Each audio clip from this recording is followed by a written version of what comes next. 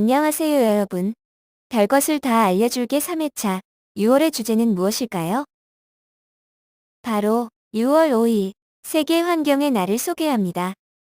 오늘의 수업은 세계 환경의 날은 어떤 날인지, 그 유래와 세계 환경의 날의 다양한 행사, 생태계 복원을 위한 생활 속 실천 방안을 알아보아요.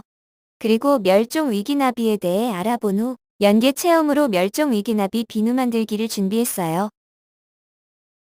세계환경의 날은 매년 6월 5일로 국제사회가 지구환경 보전을 위해 공동 노력할 것을 다짐하며 제정한 날입니다. 세계환경의 날은 1972년 6월 스웨덴 스톡홀름에서 하나뿐인 지구를 주제로 열린 UN 인간환경회의에서 제정, 그해 UN 총회에서 채택되었습니다. UN 인간환경회의는 국제사회가 지구환경 보전을 위해 공동의 노력을 기울일 것을 다짐한 첫 번째 국제회의였는데, 이 회의를 통해 인간환경선언이 발표됐고 UN 환경기구를 설치하기로 결해, 그 결의에 따라 1973년 UN 산하의 환경 전문기구인 UN 환경계획을 설립하였습니다. 한편 우리나라에서는 1993년부터 민간 환경단체를 중심으로 행사를 진행해 오다가 1996년부터는 6월 5일을 법정기념일인 환경의 날로 제정했습니다. 1년 뒤 1997년에는 For Life on Earth라는 주제로 UN 환경계획 주최 세계 환경의 날 행사를 개최한 바 있습니다. UN 환경계획은 1987년부터 매년 세계 환경의 날을 맞아 그해의 주제와 주최국을 선정하여 다양한 캠페인을 진행하고 있어요. 지난 주제를 살펴보면 자원효율과 지속가능한 소비와 생산, 야생동물 불법 거래 근절, 자연과 사람을 잇다, 플라스틱 오염 퇴치, 대기오염 퇴치, 생물 다양성으로 이 캠페인은 인류가 환경 문제를 충분히 인식하고 적극적인 환경 보호 활동에 동참하게 하기 위해 열리고 있습니다. 그리고 2021년 올해 세계 환경의 날 개최지는 파키스탄으로 정해졌으며 주제는 생태계 복원입니다. 특히 올해 6월 5일 세계 환경의 날에 출범할 예정인 UN의 생태계 복원 10개년 계획은 2021년부터 2030년까지의 사람과 자연의 공존을 위해 전 세계 생태계의 보호와 복원을 위한 계획입니다. 이 계획은 생태계의 훼손을 막고 이를 복원하기 위한 전 세계적인 목표를 설정하고 이 목표를 달성하기 위해 실천하고자 하고 있습니다. 이는 건강한 생태계가 있어야만 지구상에서 인류가 살아남을 수 있고 기후변화에 대응하며 생물 다양성의 붕괴를 막을 수 있기 때문이죠.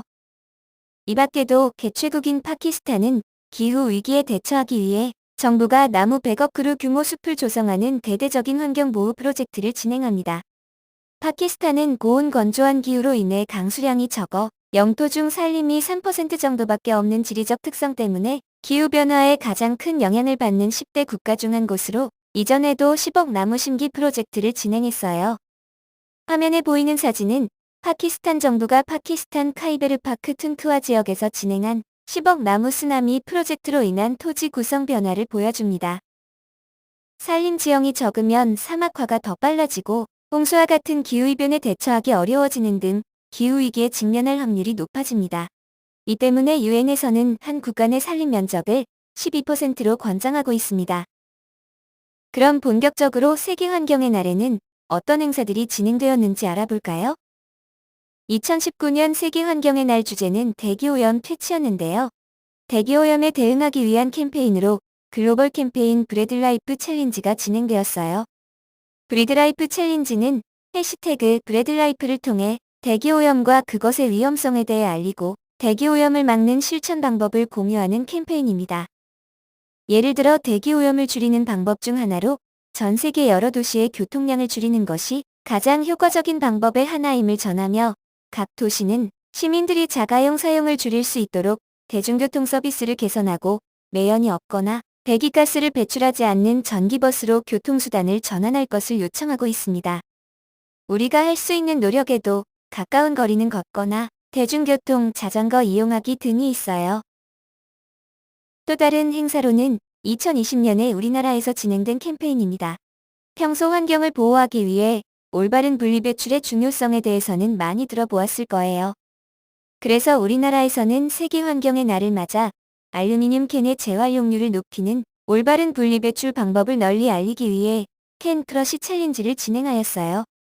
캔 크러쉬 챌린지는 알루미늄 캔을 밟거나 찌그러뜨리는 영상 또는 사진을 게시하고 다음 주자를 지목하는 국민 참여형 환경 캠페인입니다. 캔을 밟아서 버리면 재활용할 수 있는 비율이 올라간다니 우리도 평소에 꼭 실천해 보도록 해요. 이러한 캠페인에 꼭 참여하지 않더라도 올해 환경의 날 주제인 생태계 복원을 돕기 위해 생활 속에서 간단하게 실천할 수 있는 행동들은 어떤 것들이 있을까요? 첫째는 쓰레기를 자연에 버리지 않기입니다. 여러분들도 다양한 사진을 통해 바다나 강 주변에 쓰레기들이 쌓여 있거나 물에 떠 있는 모습을 많이 보았을 거예요. 산이나 강, 들 같은 곳을 다녀올 때 발생하는 쓰레기는 항상 담을 봉투를 미리 준비해서 다시 집으로 가져와 버려야 합니다. 쓰레기로 인해 훼손되는 자연과 생물의 서식처를 훼손되기 이전의 상태로 돌리고 더 훼손되지 않도록 하는 것이 중요합니다. 둘째는 운동을 하며 버려진 쓰레기를 치우는 것입니다. 여러분 혹시 플로깅이란 단어를 들어보았나요? 플로깅이란 이삭죽기를 의미하는 스웨덴어인 플로카업과 조깅의 합성어로 달리면서 쓰레기를 줍는 운동입니다. 플로깅을 하기 위해선 쓰레기를 담을 봉투나 에코백만 있으면 준비 완료입니다. 개인의 건강이 어느 때보다 중요한 이 시기에 운동도 하고 직접 환경보호에 참여하며 동네 미화활동에도 일조하기에 큰 보람을 느낄 수 있을 것입니다. 가족끼리 플로깅을 하면 봉사활동 시간도 얻을 수 있는 프로그램들이 많으니 관심이 있는 친구들은 1365 자원봉사 포털 사이트에서 플로깅을 검색하면 진행 중인 활동을 찾아볼 수 있어요. 현재는 경기도 내 인천가족이음봉사단에서 우리가족 플로깅, 김포시 노인종합복지관에서 비대면 플로깅 자원봉사를 진행 중입니다. 여러분도 집에서 가까운 거리에 프로그램이 진행될 때 한번 참여해보는 것은 어떨까요? 마지막으로는 음식물 남기지 않기입니다. 한국환경공단 조사에 따르면 음식물 쓰레기는 현재 생활쓰레기 전체 발생량의 약 29%를 차지하고 경제적 낭비, 환경부담 및 처리 비용이 점차 증가하고 있습니다. 그리고 전체 음식물 쓰레기 중 약 70%는 가정과 소형 음식점에서 발생하며 대형 음식점에서 16%, 집단 급식소에서 10%, 유통 단계에서 4% 정도가 발생한다고 하니 먼저 각 가정에서 음식물 쓰레기를 줄인다면 전체 쓰레기 발생량도 많이 줄어들 것입니다. 음식물 쓰레기를 줄이기 위한 구체적인 방안으로는 장보기 전 냉장고 안에 있는 식재료를 확인 후 구매 리스트를 작성해 꼭 필요한 식재료만 구입하기, 먹을 만큼만 차려서 남김없이 먹기, 먹지 않는 음식은 미리 반납하기 등이 있습니다. 음식물 쓰레기 줄이기는 우리 모두 지금 바로 실천이 가능하겠지요. 지금까지 세계 환경이날과 다양한 캠페인, 생태계 복원을 위한 실천 방안 등에 대해 알아보았습니다. 그렇다면 우리는 왜 이러한 환경 보전 캠페인에 관심을 두고 참여해야 할까요? 다음 보이는 나비들의 공통점은 무엇일까요? 바로 멸종 위기에 처해 있는 나비 구종입니다. 심각한 환경 오염과 그로 인한 기후 변화 등은 많은 생물이 생태계에서 사라질 위기에 처하게 했습니다. 멸종 위기 야생생물이란 자연적 또는 인위적 위협 요인으로 개체수가 현저하게 감소하여 서식지외에서 보존할 필요가 있는 야생생물로 환경부에서 지정하는 생물을 말합니다. 멸종위기 야생생물은 1급과 2급으로 나뉘어 지정되며 1급은 개체수가 현저하게 감소되어 멸종위기에 처한 야생 동식물, 2급은 현재의 위협 요인이 제거되거나 완화되지 아니할 경우 가까운 장래에 멸종위기에 처할 우려가 있는 야생 동식물로 구분됩니다. 멸종의 원인은 다양하지만 주로 환경변화 혹은 개발로 인한 서식지 파괴로 번식지가 사라지게 되면서 그 개체수가 급감하게 됩니다.